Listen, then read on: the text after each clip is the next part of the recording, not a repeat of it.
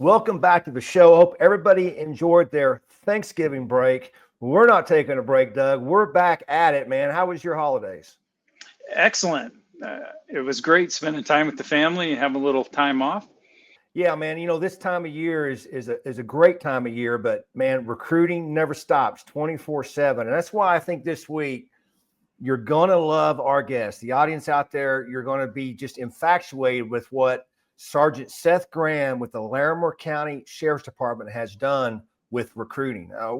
What an incredible motivating figure when it comes to recruiting. I think there's something we can all learn from, Doug. What was your take when you listened to it? Yeah, Seth and his crew, I mean, they are really all-stars in the recruiting world. They are amazing communicators, and they get the job done with whenever somebody shows interest in their department, they're right on communicating with them. And man, I wish we could clone those guys. They're just really good. They're that good. Well, I'm going to warn you that are listening and watching, if you're going to go further in this episode, get your notepad out.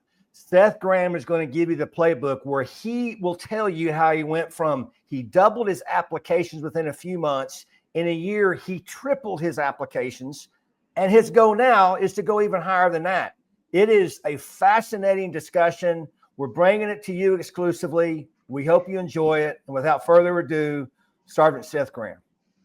Well, it's an honor to have Larimer County Sergeant Seth Graham on the show today. He's responsible for recruiting and training, and I'm sure a bunch of other things there at the Sheriff's Department.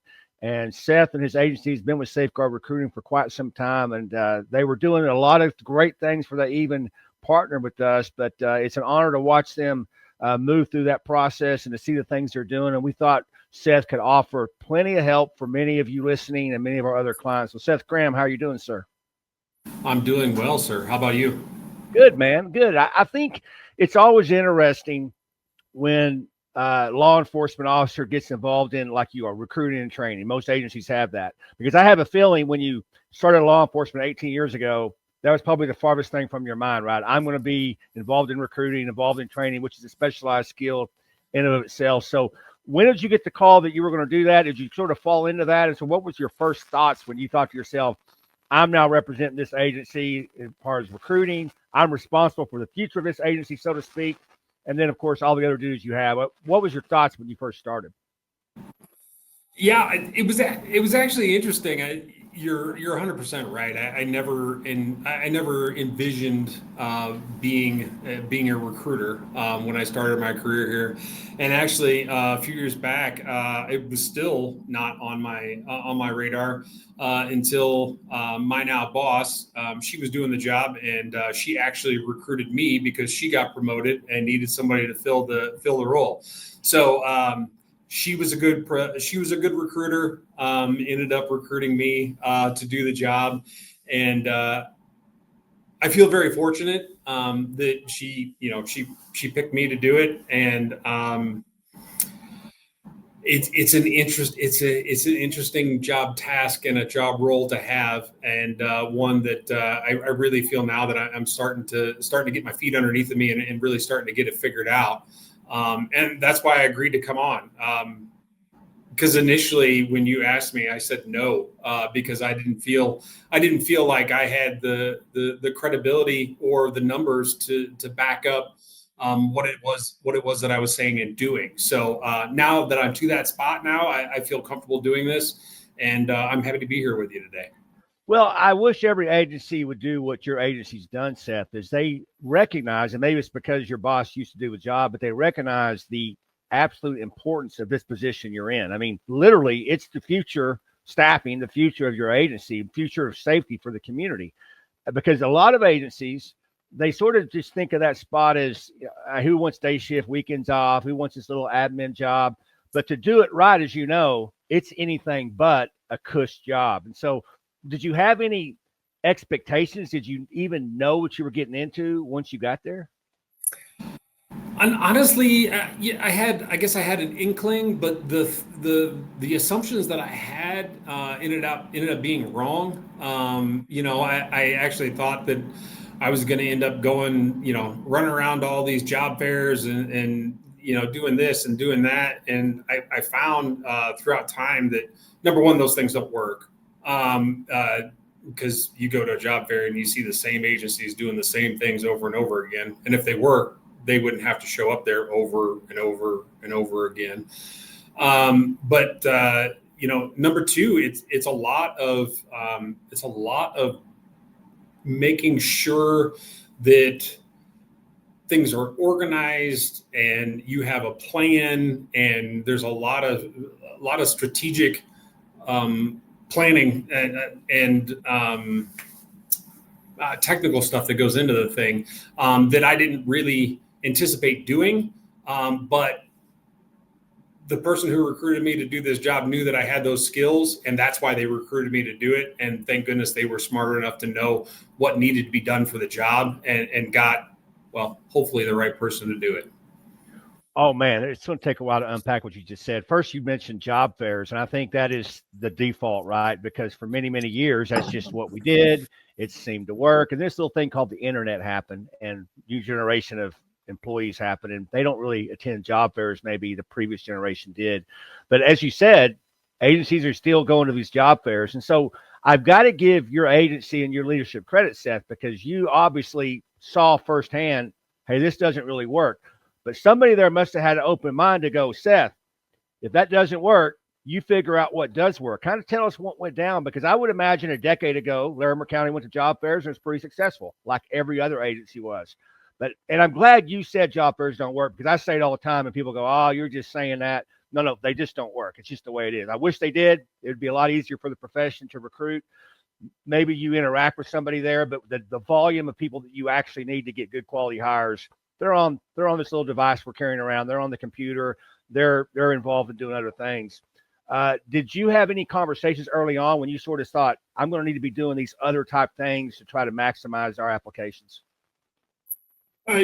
Well, I'm fortunate in a couple different ways. Number one is I do have great support from my leadership. And then number two, we're actually able to secure a grant through the state of Colorado. And those grant funds allowed us to try different things.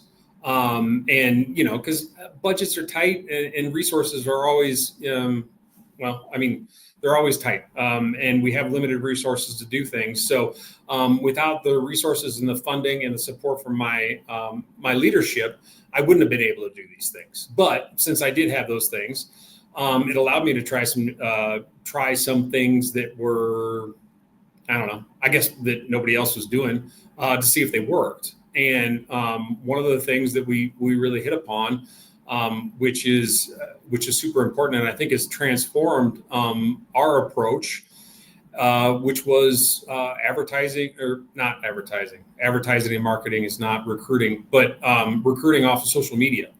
And you talked about just being able to reach people through this thing right here, your phone. That's the thing that people interact with more than anything else throughout the day. And you've got to be able to engage them and recruit them through that phone. And social media reaches like 2.5 billion people a month. So it provides the widest reach, and also provides it at a cost point it's super attractive. You talk about job fairs. You can spend $250 to sign up for a job fair, and then you can pay your people to go to the job fair, and you can hand out swag and stuff like that. Next thing you know, you're into it for $1,000, and for $1,000, maybe you talk to 25 people, and maybe you get 3 or 4 that are like really interested. I can get 200 people that are really interested in doing the job for $1,000 on social media. And, that it's just a math problem. What's more cost effective, and what's a better use of my time? Getting a hold of a couple hundred people for $1,000, or getting a hold of 25 people for $1,000. The math. I'm no math major. If I was great at math, I wouldn't be police. But that math I can do, and that math works for me.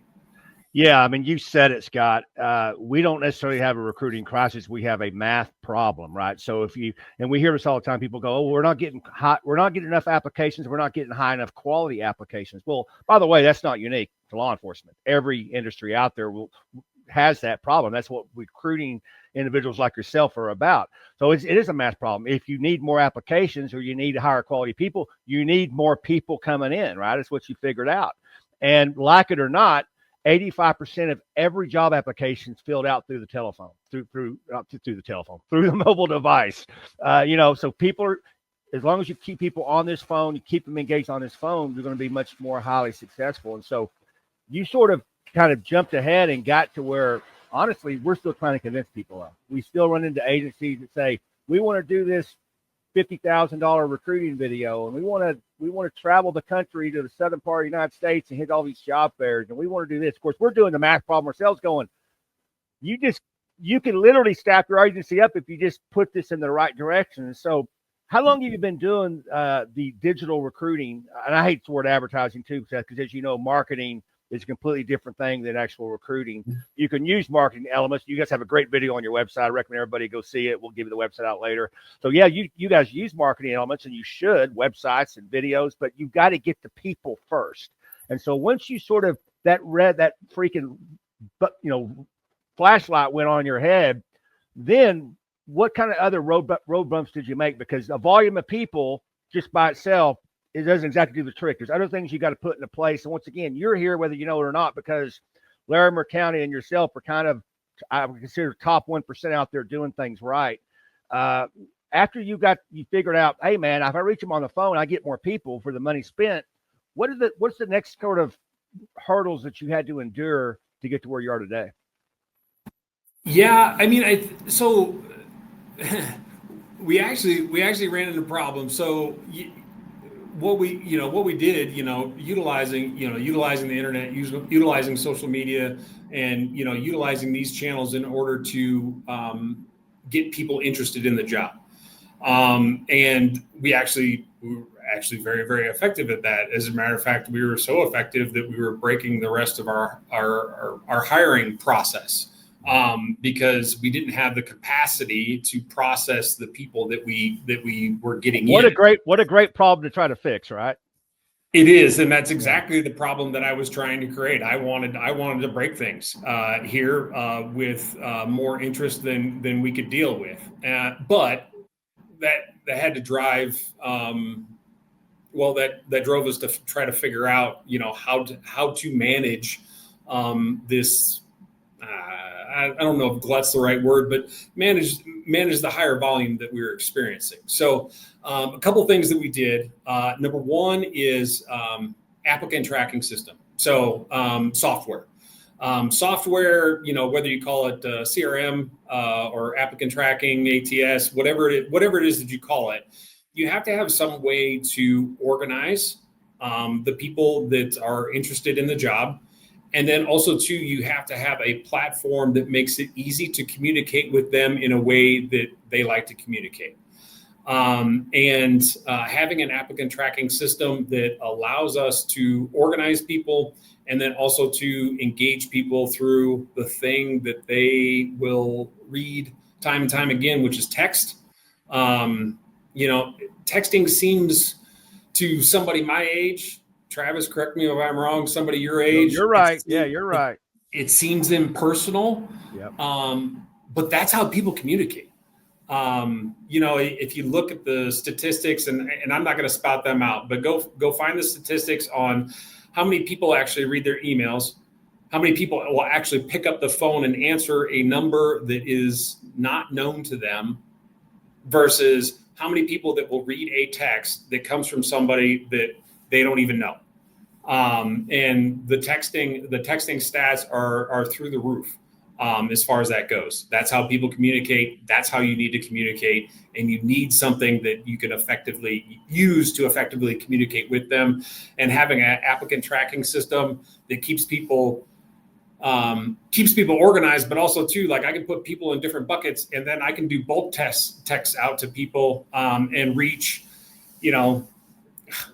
4th of July, I sent Happy 4th of July to everybody that was interested. I sent a text to 2,000 people in like 2 clicks. Being able to reach people on that level at that volume is huge, and doing it in a way that people will actually respond to. And that Happy 4th of July text that I did, so many people were just like, oh man, I totally forgotten about you. Yeah, I'm still interested. I want to do this. Or the flip side is there was a ton of people that were like, hey, I'm not interested. I don't want it. And then I was able to organize them and get them out of my communication stream and no longer spend brain power on them, and really focus on the people who were interested. And that was huge. The second thing that we did is we had to do a more robust pre-screening process for our hiring process because essentially what you want to do is you want to create the largest funnel that you possibly can and get as many people interested in the job as you possibly can. But then you've got to work really hard to funnel that down and narrow it down as quickly as you can so that you're not wasting resources on people that have no business doing the job. We recently just started doing a pre-screening process where we do, it's an asynchronous video interview. So essentially what you do is you record some questions, you send it out, and then they record their answers. We do that, run criminal history, and we have them fill out a pre-employment questionnaire, like little baby background. And then we review candidates from that and decide whether or not we're actually going to put them into our hiring process. And that's been really good because we just had too many darn people. Yeah, let me stop you right there, Seth, because I can't even keep up, man. You're doing so many awesome things here we want to talk about, but the screening is so vital. And what you're doing is effective. Now, just so people know, with the campaigns that Safeguard runs, is we do a pre-screening, but it's that we anticipate they're going to be honest. So we ask them a series of questions, but if they're not honest, right, they come through the process to you. And so you've then implemented further things. And we have a similar client that does something just like you. They've taken it a step further.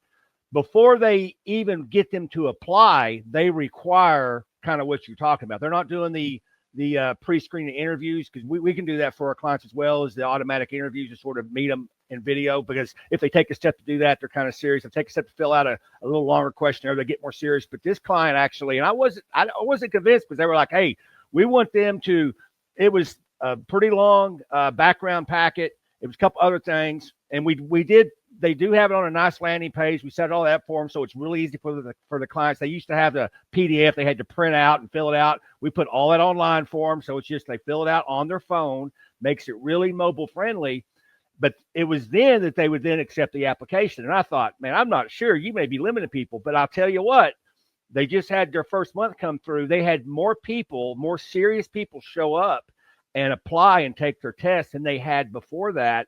And I think there's something to what you're saying here is early on, you don't want to push people away, but give them a few steps to do. Okay, they've expressed interest. Maybe they filled out a quick application, but then say, you know what, before the next step, put a little work on them.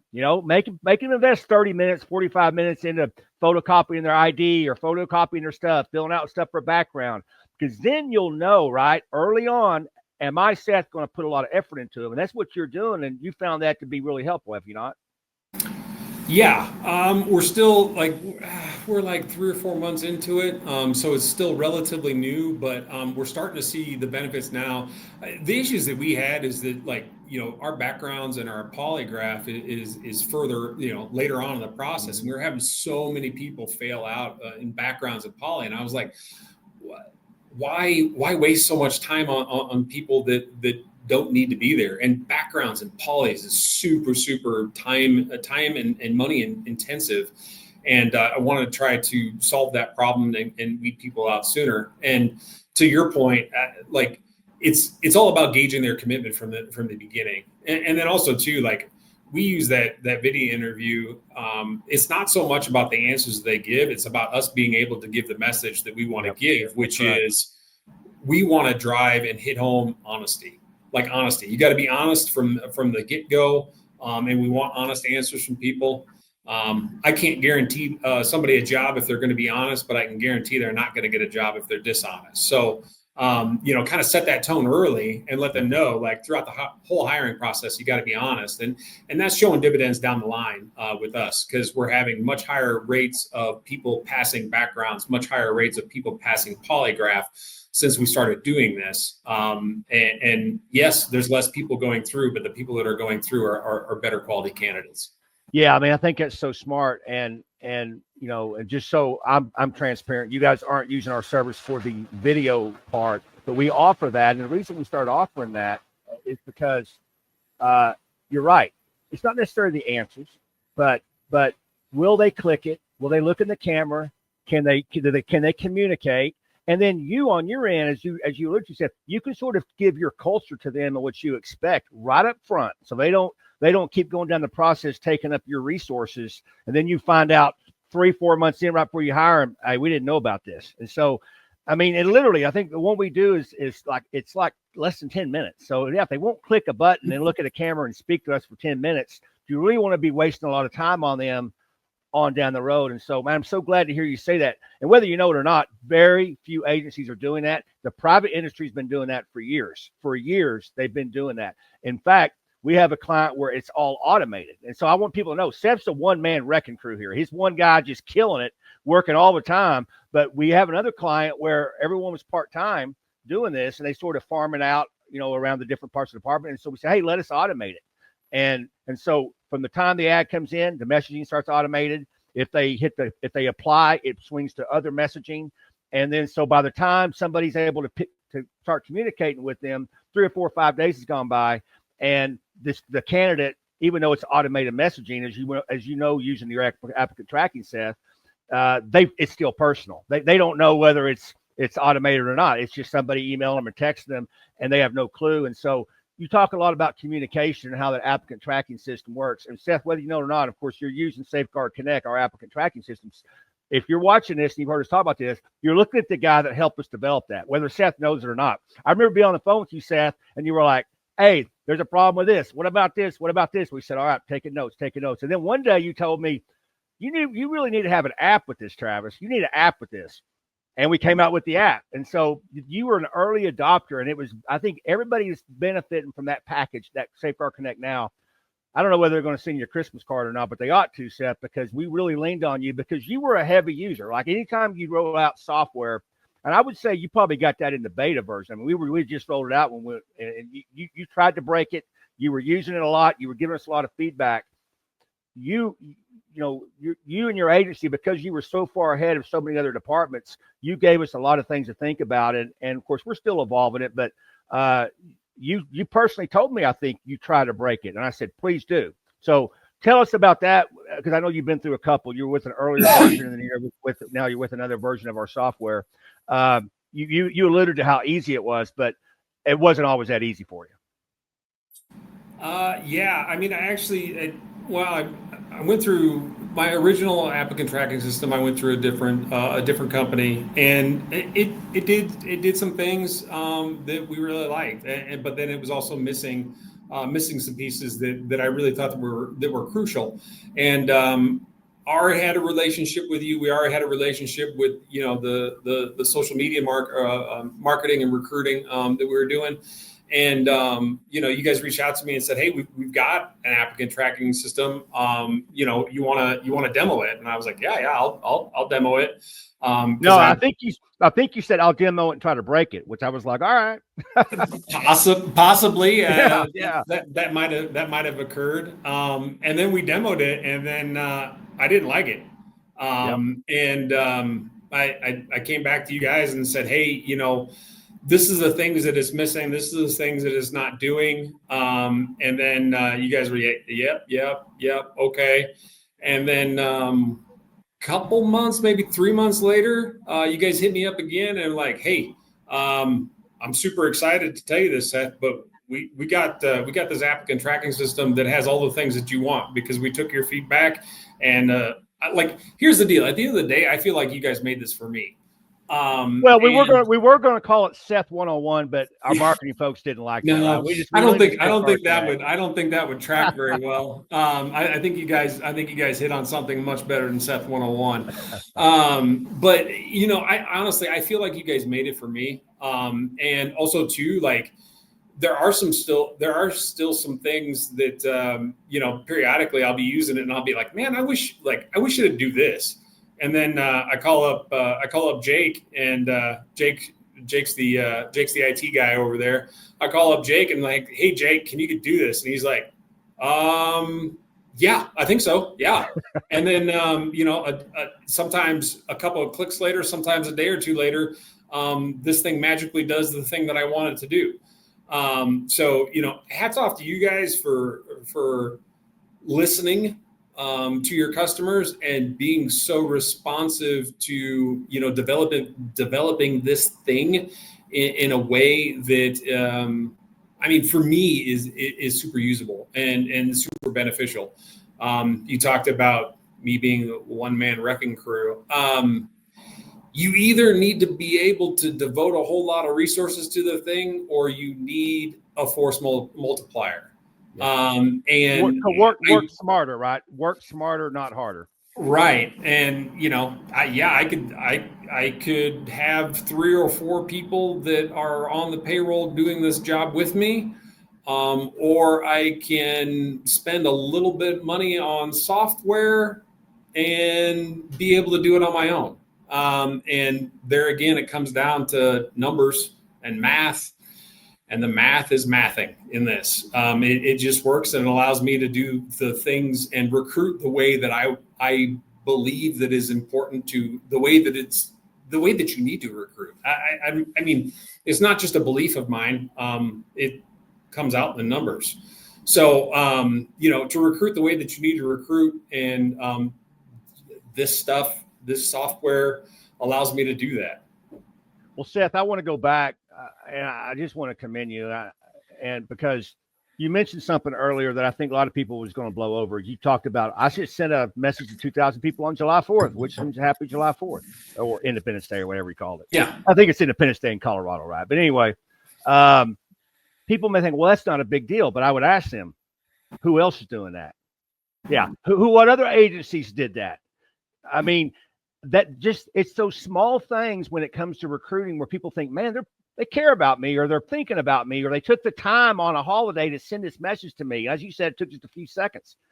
It's that small details is what sets you apart from all your competitors, which is law enforcement agencies, right? And I don't think we put enough value in that. I really don't. What other? You're big on communication. I want to know your cadence, because we always talk about you got to communicate as often as possible. Now we have clients, Seth, unlike you, that says, hey, we don't have time to communicate them. So we automate all that. So the client, so the end user says, oh man, they're communicating with me. But the truth is we're using the software to automate that. But you do a lot of things personal yourself. What's your cadence on communication? And what have you found that works best to keep the attention? Because once again, whether we like it or not, we're dealing with a generation with all attention deficit syndrome. I mean, everybody's spread around. They're doing a bunch of different things. You got to keep the attention of people that you want to work for you. And because they can't keep their attention doesn't mean they're not interested. It's just society today. It's just everyone's fighting for the views, right? Everyone's fighting for the eyeballs. And you're one person out of all the marketing engines and all the companies out there and all the people trying to get the attention of these kids. What's your communication cadence that you found has worked for you? Honestly, it's probably not as high as you think. The good news is the bar set really, really low. So if I'm touching base with people once a week, once every couple of weeks, sometimes once every 3 weeks, that puts me way ahead of everybody else. Because I don't know about you, Travis, but when I got hired, it was a long time ago, but when I got hired, I put in an application, and then I heard nothing for 4 months. And then finally they called me, and I was like, oh, geez, I thought they forgot about me. And my whole hiring process took a bit over a year. And in that time, I think I talked to somebody about 3 times. With us, we've truncated that significantly. We're down to about 3 months as far as our hiring process goes. And then also too, I want to engage people early. So as soon as I get their information from you guys, you guys have it set up so that there is an automated message that goes out. But honestly, I'm not a huge fan of the automated messages because, like, if you're anything like me, I see something that looks like an automated message on my phone or my text, and I'm like, well, this is just a robot, and I'm not interested in engaging. So I do try to reach out to them personally via text within the first 24 to 48 hours of them expressing interest. And I try to do it in such a way, like, there's sometimes where I will send out bulk texts, but I will purposely, like, spell something wrong so it looks like it comes from a person. Just stuff like that. Hitting them early after they engage, after they are express interest, and then keep up with them up until they do application. And then once they do application, then I want to hit them every step of the application process. Hey, great, thanks for applying.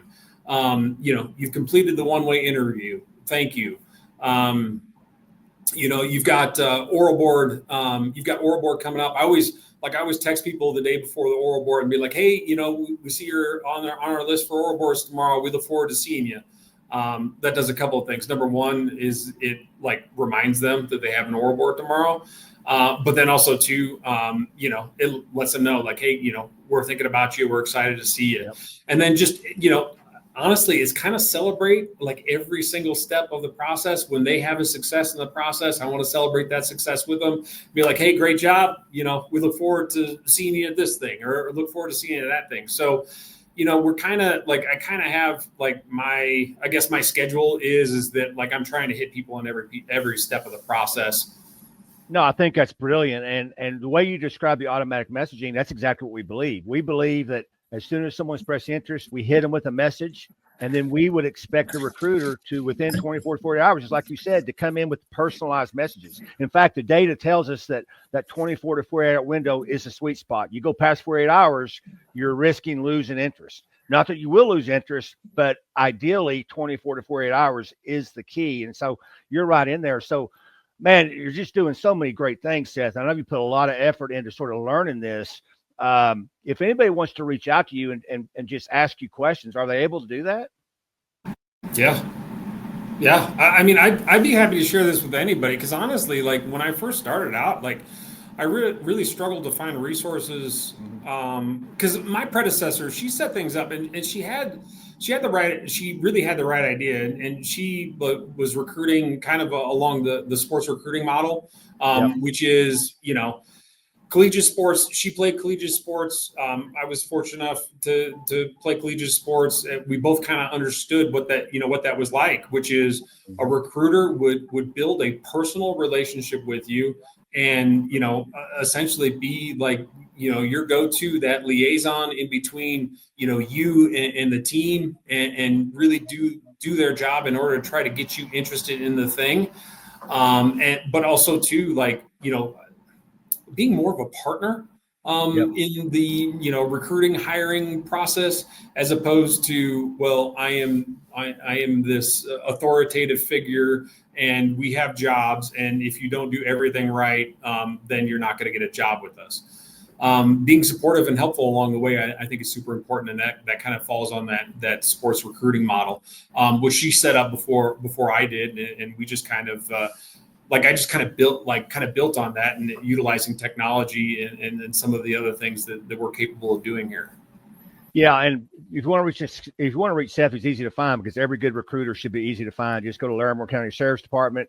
You're going to find the recruiting page. You'll see Seth's contact there. And Seth, I can't thank you enough for being here. We're going to close this out, but I know I talked to you several months ago, and I was like, man, we got to get you talking to people about this. Let's get you on the road, and you're doing all these things. And I think you told me at the time, you know what? I want to have some big time success. I want to staff this place up full. I've got a goal in mind. So let's bring everybody up to speed.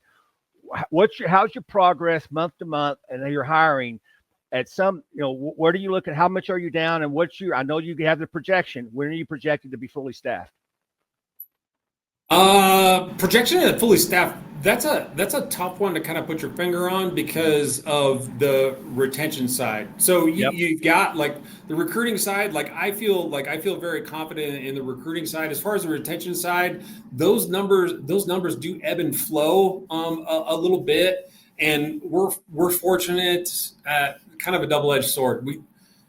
We train our people really, really well. And especially when you're talking about like, I do the bulk of my recruiting is for the jail. And we train our people very, very well. And we end up losing a lot of people to patrol, to either our patrol or other agencies. So, we've always kind of got that, we're always trying to feed that thing.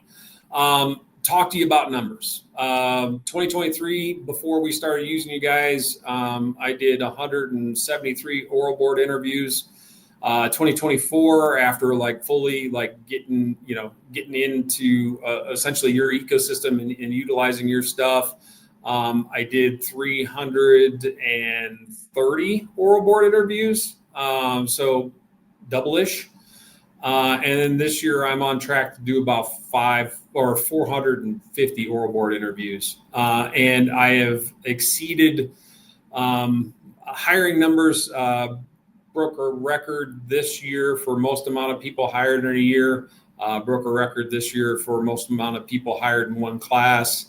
We're on track. I think that if we continue at this pace, maybe even pushing a little bit above. I have aspirations for next year to break records again.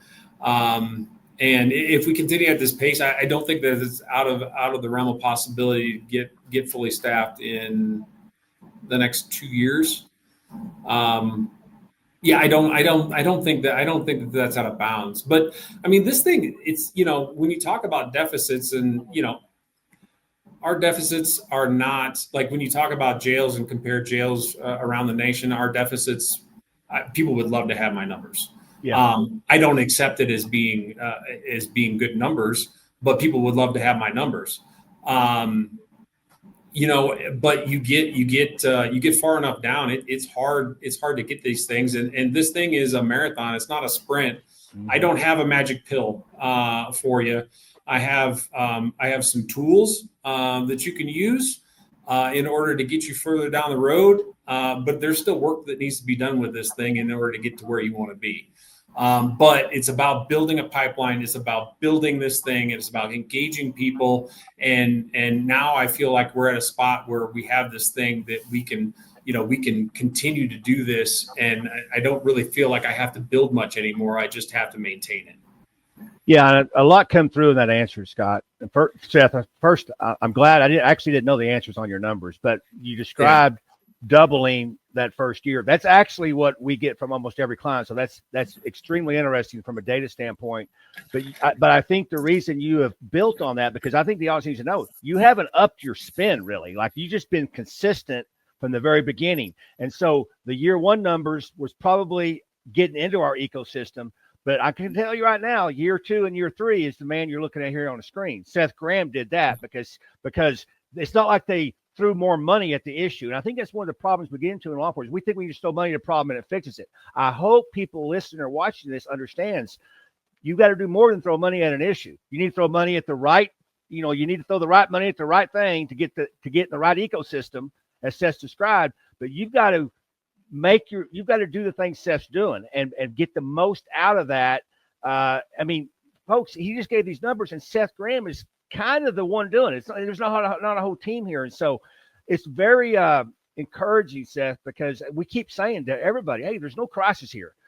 Plug into the system because we have this built system. And I think the reason your success is not only you, Seth, you were open to partaking in the system. We have some people that say, I want this, but I don't want all of this.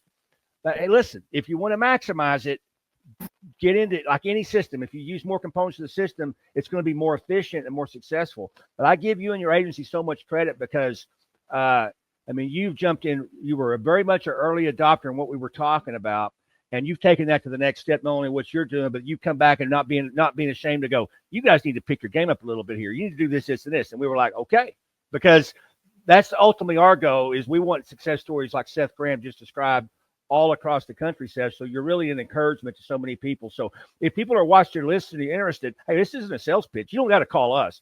Give Seth a call. I mean, he's going to be able to give you some things that is going to help you out immediately. And if you want to jump in what we're doing, we'd be glad to help. But Seth, I can't thank you enough for being here. I mean, you educated me, man. I mean, so we do a lot of talking, as you know, but we don't always hear the feedback saying, hey, this worked, or this didn't work. So thank you so much for what you're doing. Give your leadership my best, because obviously you have the support to be able to do what you're doing. It should be encouraging to every agency out there. Thank you so much for being here. Well, thank you, Travis. I think it's important that we share what works with others, because I think there's a whole lot of people out there sharing information that doesn't work. And here's the litmus test: if the things that you are doing are not getting to you to where you want to be, then you need to do something different. Yeah. I don't know, in the world of police work, I don't really think there's any new ideas. I think people just steal good ideas from other people. So please steal the good stuff that we talked about today. Discard whatever doesn't work, because that's not useful, and use it to do great things. And I do want to do a point of clarification. I am the only person in the agency that gets paid full time to do recruiting, but I do have a team that I utilize, this auxiliary duty that they will help me out with individual tasks here and there. So I'm not it's not just me. It's my leadership. It's my team. Yeah. It is the entire agency that is putting into this. It just so happens that I'm the one that has recruiter on the card, and I do the bulk of the day-to-day stuff. Seth, I so much appreciate it. I look forward to speaking to you in the future. We're going to bring you back on, and we need to bring you back on, and just to see your progress, see what you're doing. And I look forward to your ideas to help us. So thanks for being here. I so appreciate it. If you've been watching, you've been listening, thank you for being here. We'll see you next week. Thank you, Travis, and thanks everybody. Good luck.